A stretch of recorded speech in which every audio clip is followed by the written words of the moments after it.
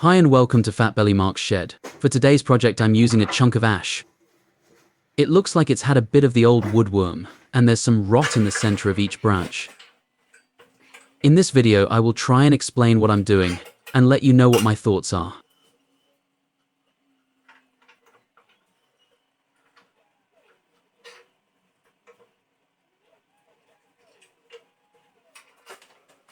The first thing is to get the wood on the lathe.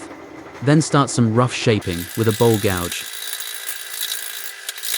The lathe's running a bit out of balance at the moment, so the quicker I remove some of this old wood, the better.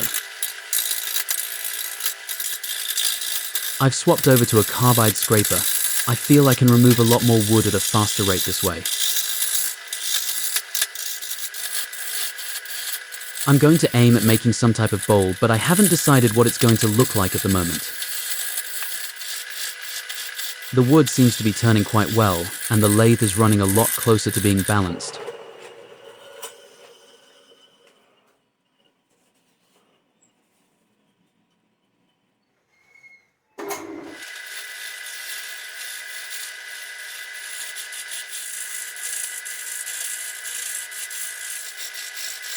Since the last time I stopped the lathe, I have decided what's going to be happening here.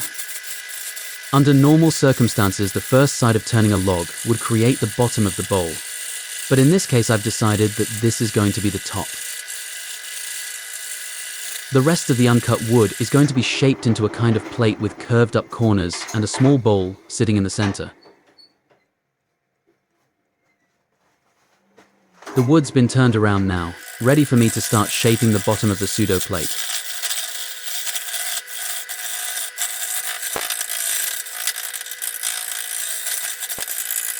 Just to let you know, all the turning scenes are running at 5 times normal speed.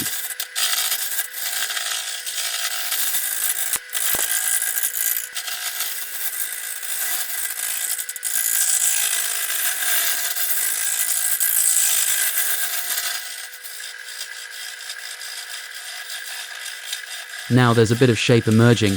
I'm just going to form a tenon for when I need to turn everything around.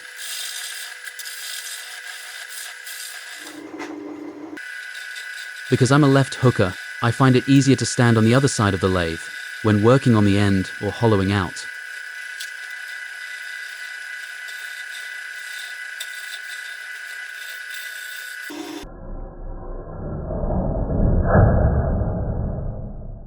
Well, that certainly wasn't meant to happen. Lucky I was standing on the other side. Anyway, onwards and upwards, as they say. It should be safer now with the tailstock fitted.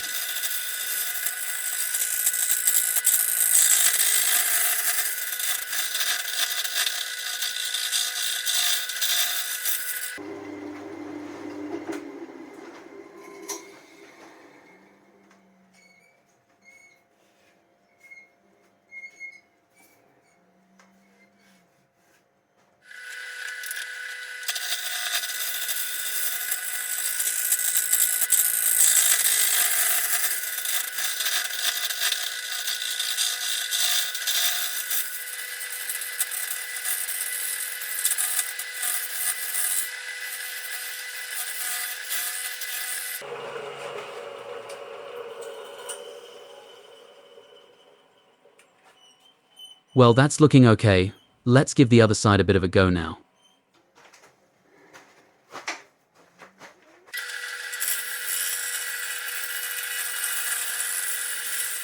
I didn't think of the camera angle here. What I'm trying to do is undercut the bottom of the small bowl to try and make it look like it's sitting on the plate.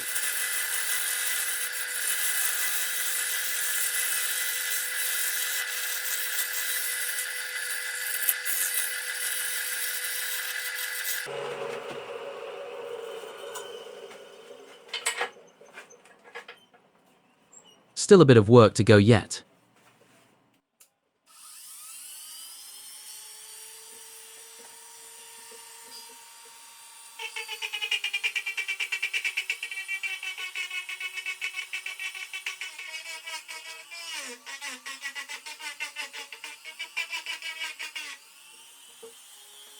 I've decided that I'm going to remove all the bark and then create a dimple effect with this ball-shaped router bit.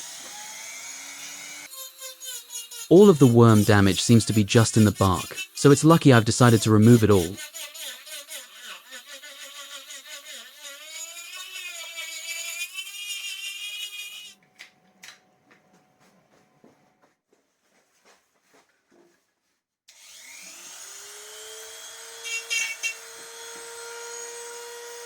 I'm also going to do all the bits that look like they suffered from a bit of rot. I think the texturing may give the wood a bit of character. What do you think? If you have any questions you would like answering, or would like to know more, please leave your comments below.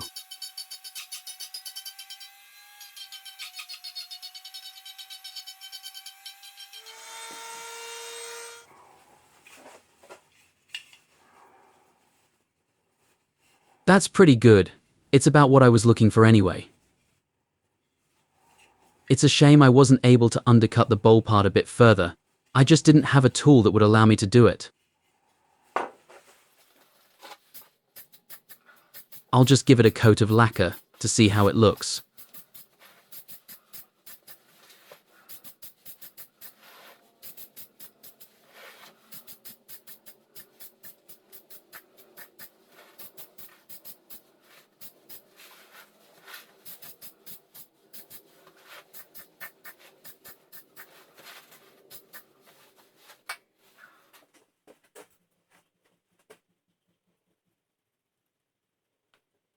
I've got some UV resin that I'm going to put on all the dimpled parts.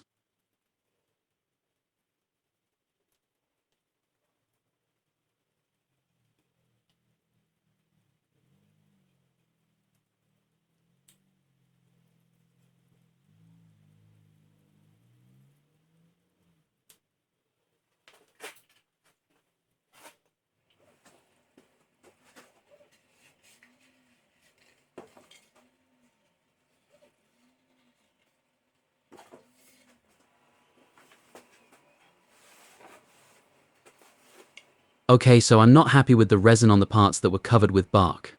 So I've removed it, and I'm going to color it in with felt pen, then resin over it.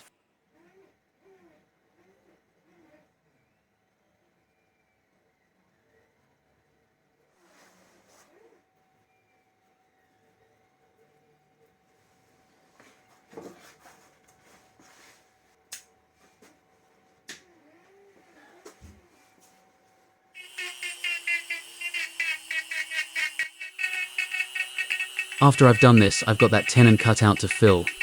I've got something in mind involving a piece of laburnum.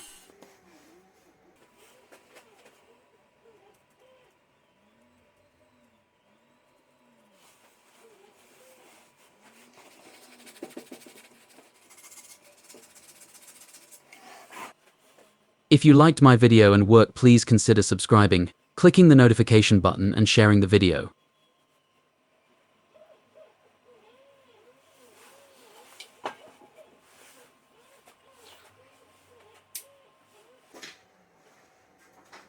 Okay, this is the piece of laburnum, which has been machined to the right diameter. The CNC is just about to cut out a recess for my maker's logo.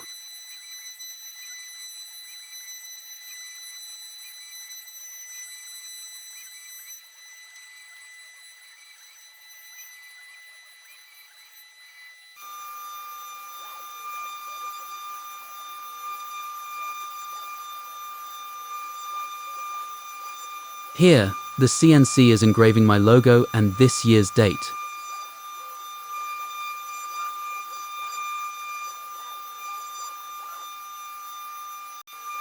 The white plastic being cut is corian, a kitchen worktop material.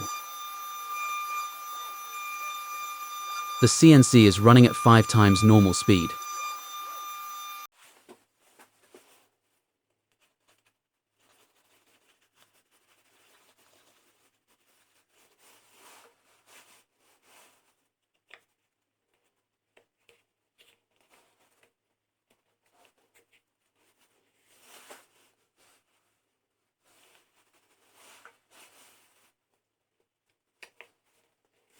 Well, that all fitted okay, and I'm pleased with it. A few more coats of lacquer, and that will be it.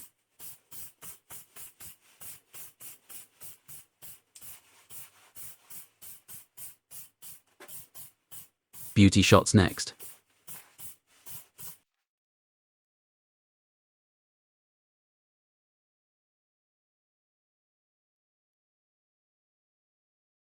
Thanks for watching, see you next time.